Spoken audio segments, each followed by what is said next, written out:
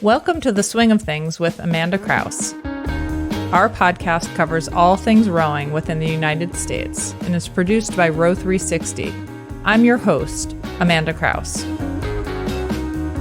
In the last episode, we heard from 3 coaches on the topic of college walk-ons. Continuing the conversation today, I'm joined by Eleanor Wright, who is a walk-on from the Clemson Tigers, Dani Hansen, who won Paralympic silver at Tokyo 2020, and current USRowing men's quad sculler, Kevin Cardno. Hi, everybody. Welcome to the show. Thanks for taking some time with me this afternoon. So you're all here. You've come to rowing in different ways, and you're in different places in your rowing careers, and we're going to talk about that a little bit. But what you have in common is that you were all walk-ons in college. So that's the theme. That's where we're going to be digging in and hearing about your experiences. Dani, let's start with you. When did you first start rowing and where? And what were you doing before you started rowing? So I started rowing in 2012 at the University of Washington in Seattle. And before that, I just played a lot of sports in high school. I played volleyball, basketball, softball, and track and field. I was recruited. I was looking to play volleyball somewhere, and my mom had actually rowed at University of Washington. And while we were in Seattle looking at schools, she was like, "Let's go take a tour of the athletic department." I think my old coach still works there, so we went, and Bob Ernst gave us a tour and asked me my GPA and, what did I win at sports that I played or not, and just basically ended up recruiting me to be on the team. And he saw your height. Too. Yes. 6'1" is definitely good for a coach. Yeah. Okay. All right. So that was you. Did your mom have ulterior motives when she took you to meet him? No, she actually didn't at all. I didn't really know much about her rowing career. I actually ended up learning that she won 2 national championships while she was there. And I had no idea really until I went. So it was kind of cool to get there thinking that it was something that I was doing that was new, and then seeing like her name and her photos all over the wall. So that was pretty sweet. That's pretty neat. Eleanor, let's go over to you. Tell us when you first started rowing and where. So I first started rowing in 2019 at Clemson University. I was a sophomore, actually. So my whole freshman year, I was not an athlete, but that was definitely a huge reason why I was interested, because growing up, I played sports. I was a dancer my whole life, which is very different from rowing. Yeah. But I started dancing when I was 2, and then did that all throughout high school while also playing soccer, basketball. I tried just about everything, track, cross country, but never rowing, even though my high school did have a rowing team. So I had friends on it, but I was never interested in that sport until I got to college. And then I went to our Tiger Prowl, which is just an event for, I think it was freshman. Yeah, it was when I was a freshman I went and got to meet the rowing coach, and she talked to me, just kind of recruiting people. And so my entire freshman year, I thought about it. And then by the time sophomore year came around, I was so ready to do it. I love that. I like hearing about dancers going into rowing. I think that I actually think there's something there, because you have rhythm and balance, right? Yes, and strength. True. So I don't think it's, I think it actually makes some good sense. Okay. And so you're still rowing. You're still an undergrad making your way through. Well, no, I actually just graduated in May. So I graduated May 2022. So I am 3 months post-grad, and I row at the gym still a little bit, but not as much. That's amazing. Congratulations. That's right, because you started as a sophomore in 2019. Okay. We're talking a lot at USRowing about how do we keep people interested and engaged in rowing. Maybe the next podcast will be on that once they finish college. And Dani, tell us where you are in terms of your rowing. This is kind of fun. Yeah. I was on the U.S. team from 2014 and just went to Tokyo for 2021. And hoping to be on the coastal rowing team this summer to go to the World Championships, which is really exciting. And I actually work for a company called Hydro, which is a connected fitness rowing machine. that basically we do a lot of live and on-demand workouts. We film on real waterways around the world, and we put those videos onto the hydros so people can be rowing, anywhere in the world just from their living room. So it's pretty fun. So I get to go around and row a lot. I just got back from Alaska, went to Florida right afterward, and am heading to Tampa and a few other really cool places very soon. So sounds like a good job, a good rowing job. It's very good. I cannot complain. Just get to travel around and work out and be on a film crew. So. Yeah, so two of you actually ended up being on the national team, never having rowed in high school, basically walking on in college. I wonder if you had moments or still have them now, Kevin, because you're still there. Kevin's about to leave for World Championships on Sunday.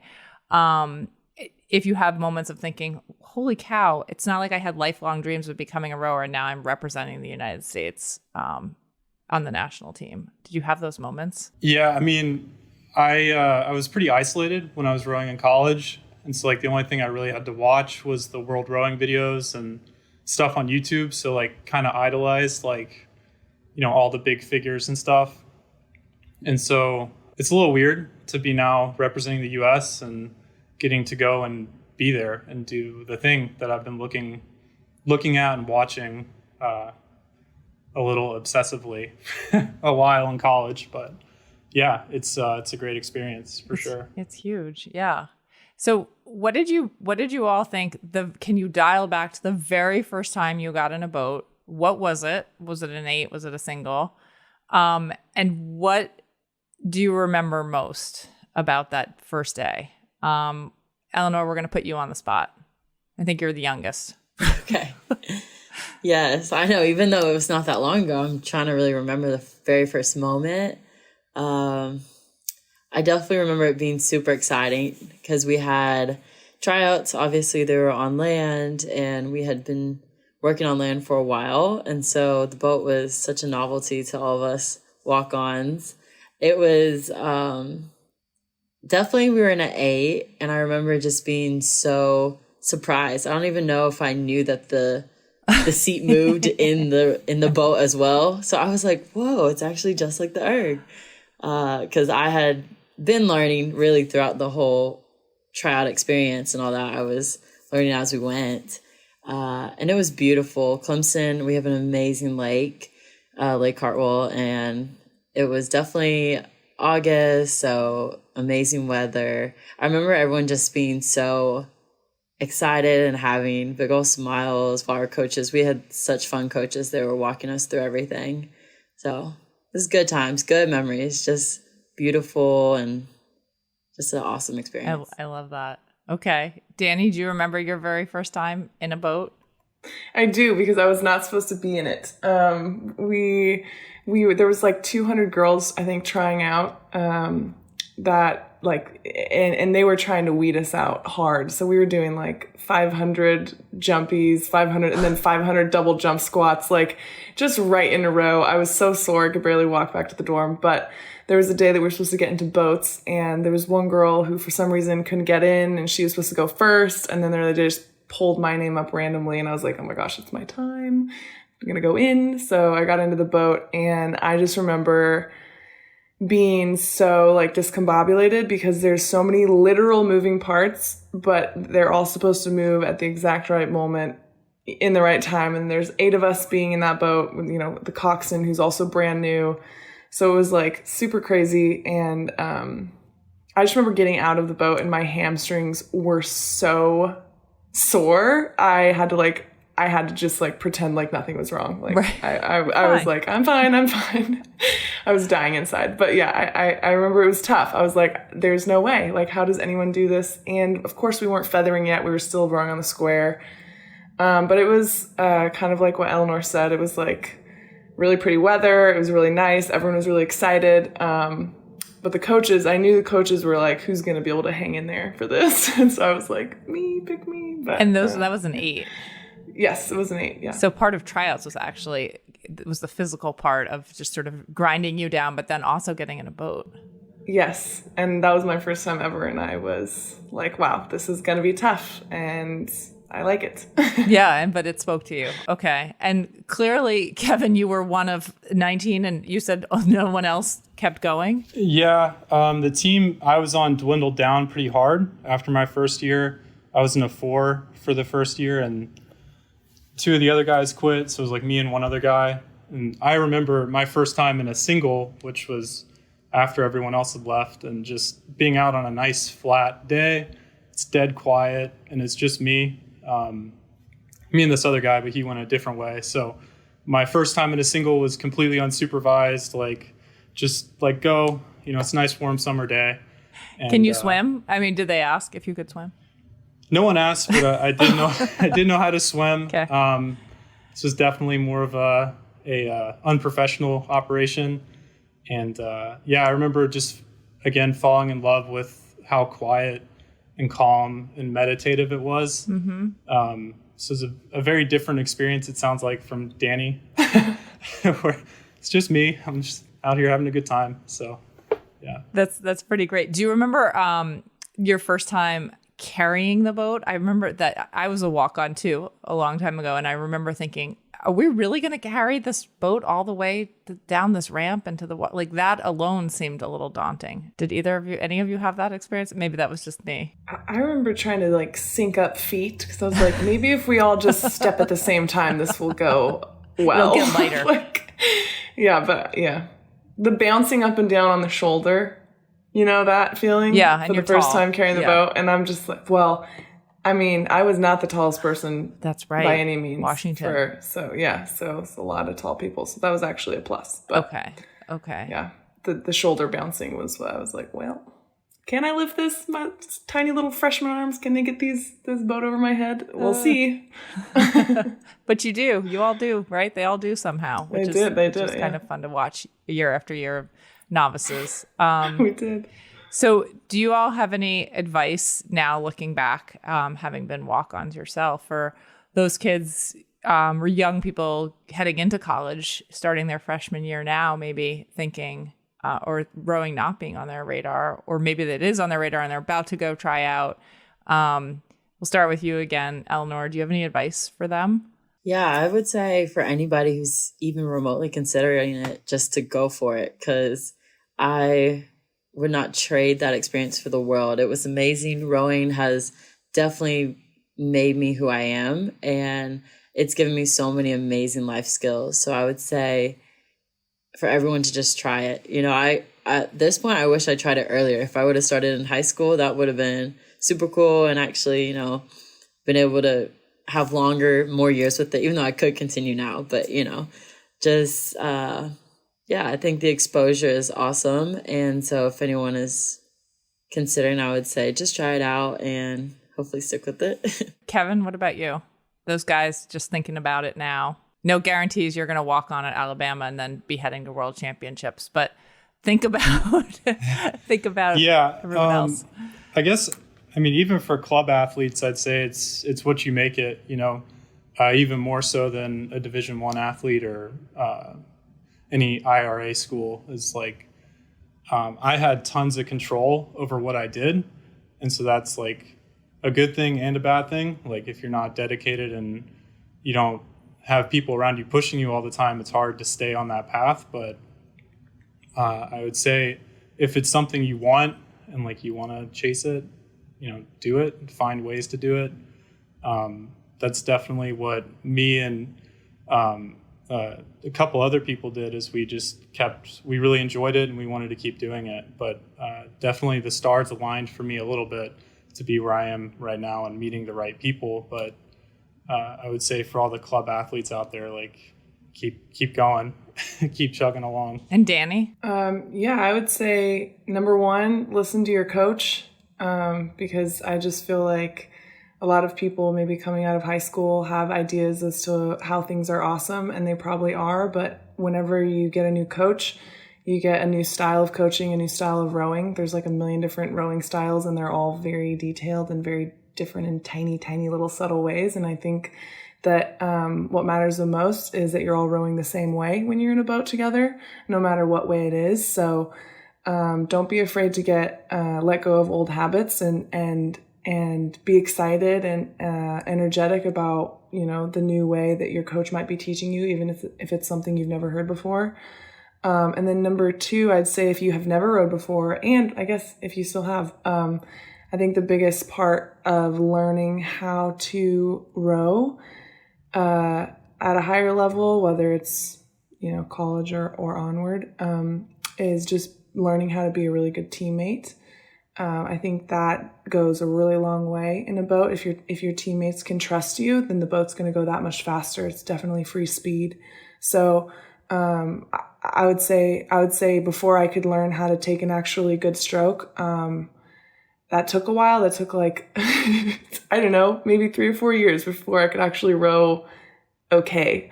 But I definitely focused on making sure I was the best I could be as a teammate, because I knew that's what I could do. That's what was definitely under my control before I was even remotely good at rowing. So, yeah, that's my advice, I think.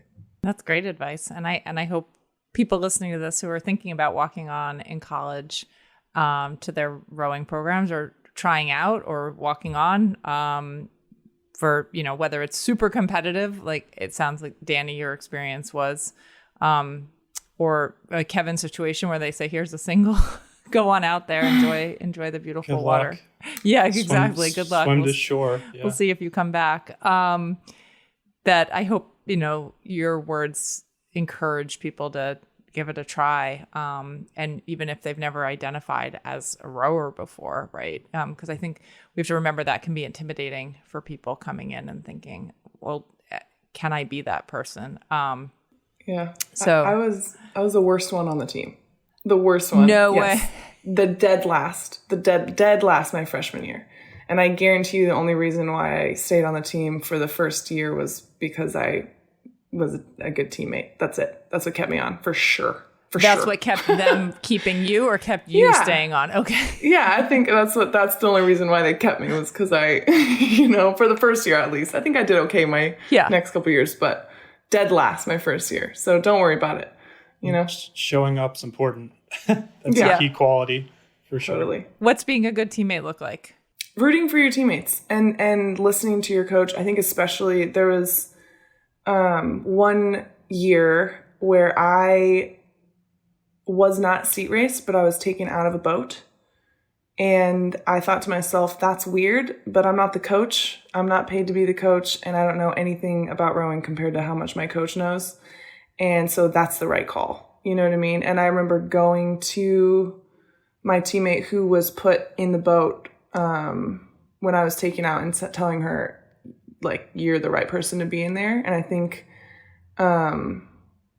stuff like that goes a long way, because then everything's relaxed. Like, there's a lot of weird competition when it comes to seat racing, especially, I mean, any level, high school, like, I'm sure, and college, you know, even US team and stuff like that. It's really competitive with your teammates that you spend a lot of time with. So I'd say being a good teammate is rooting for your teammates, even when you're the one that they're going against. You know what I mean? Because at the end of the day, everyone wants the same thing. Everyone wants the boat to be the fastest.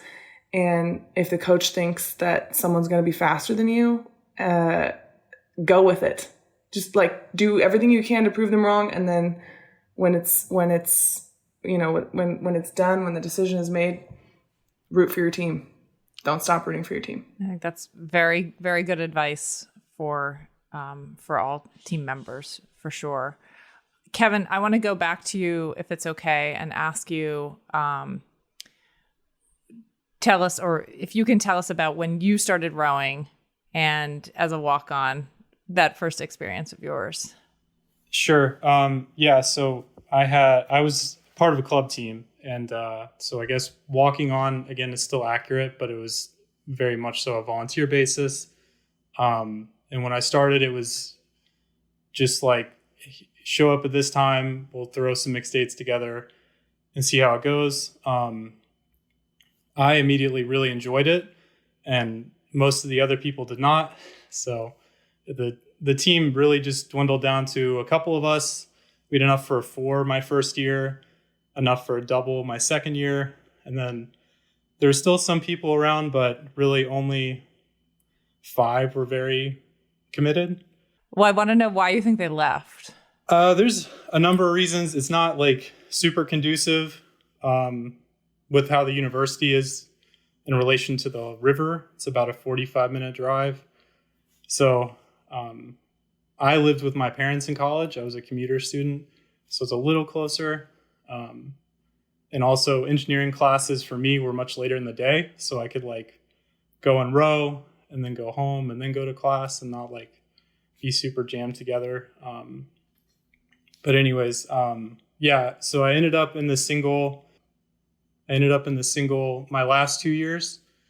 And really my first row in the single was after my freshman year. And I just wanted to keep doing that, chase that feeling. So I enjoyed rowing the 4, but when I got in the single, it was like, wow, like this is it for me. So And what are you racing in at Worlds? I'm in a quad. I love the quad. So like nothing against those guys, but in college, the single was where I wanted to be. So as of right now, I'm in 3 seat of the men's quad, the men's heavyweight quad. Well, we will all be cheering for you. And I always like to end this conversations with guests with the same question. And this is fun because you all are rowers. Sometimes we have coaches or other people who aren't rowers. We love them too. But the question is, you've finished rowing, you're docking your boat. What's your go-to? I'm going to say large breakfast, but maybe it's not large. You can say that too. And Dani, we're going to start with you. Oh, yeah. Anything you want. What is it? What are you dreaming about during that last piece? Or maybe, after you finish that last piece. Yeah, Diner at 11 North Beacon in Massachusetts. They make bomb breakfast burritos, and the key side that I get whenever I'd go get those would be it was like a blueberry muffin that they would cut in half and they would grill with like I knew butter. You were going to say so that. It's just it's so good. I knew you were going to say they grill it. I would get one of those every time and add like extra butter, and it's like so many calories, and I needed all of them, and it was great. Yeah. You had extra butter. Totally. I think I'm with you. And I think you might, if this were a competition across all of these podcasts episodes, I think you've won for fastest answer. You were really at the ready. You were like, I had barely finished asking the question, and you're like, the diner at blah, blah, blah street, blueberry muffin. Okay, thank you. No all right, no pressure, Eleanor. What are you going to eat? Mine is definitely not as extravagant as that. I would, as soon as I got off the water, so I'd always, before I went to actual breakfast, I would have this snack that I loved. So if we were ever meeting as a team or stretching, I would eat this while we were doing that. So it was like Nature Valley bars, just the very simple plain bar, but you dip it in peanut butter. Absolutely amazing. And then I would drink a protein shake, like a vanilla protein shake with that too. Oh, this is before. This is after practice, but before breakfast. So I'd eat that at the boathouse, probably before I showered, and that would be my snack. And then I would go over to Neary. That's where all the student athletes ate. And honestly, it was really good. We had great meals. My favorite would be when they had a waffle station, and then we could make our own waffles with the Clemson paw on it, which is super cute. And then, of course, the eggs, the sausage, broccoli. They would always have broccoli for breakfast. And we would usually have bagels, too. So just kind of load up on everything. Kevin, I don't know if you're feeling any pressure, but these two have sort of led the way with bomb breakfast here. Like the fact that Eleanor has not one but 2 breakfasts in a row, too. Okay, so Kevin. Very specific. Yeah. Yeah, I guess I'm kind of the same as Eleanor. I have a protein shake as soon as I get off the water, so I don't rack up too big of a breakfast bill. But the Sunnyside Diner in OKC comes to mind. The Hangry Man Breakfast, which is 2 like gigantic pancakes, big scrambled eggs, bacon, and hash browns for $10.99. So go there, crush that. Our audio guy's laughing. Yeah, okay. You guys, I think, won the what you're going to eat after. We've had guests who are like, I have some strawberries. Like, that's it? That's all you've got?